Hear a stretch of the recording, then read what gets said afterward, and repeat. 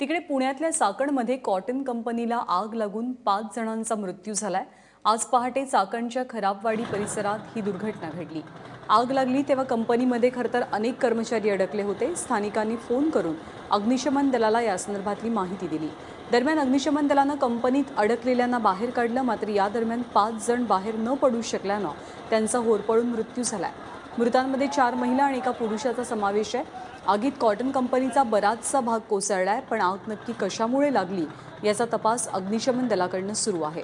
दरम्यान कूलिंगचं काम अजूनही सुरू असून आणखी काही तास हे काम सुरू राहण्याची शक्यता आहे। कच्च्या कापसाच्या रफ गाद्या भरण्यासाठी जो कापूस असतो त्याच्या गोडाऊनला आग लागली। माहिती मिळाल्याबरोबर एक 5 मिनिटांमध्ये पोलीस निरीक्षक गिरी गोसावी स्वतः घटनास्थळी पोहोचले आणि ताबडतोब अँब्युलन्स, फायर ब्रिगेड्स यांना बोलवून बाजूची जी नागरी वस्ती आहे, सर्वप्रथम त्या नागरी वस्तीमधल्या लोकांना सफोकेशनमुळे काही धोका निर्माण होऊ नये म्हणून तातडीने त्यांना खाली करण्यात आलं।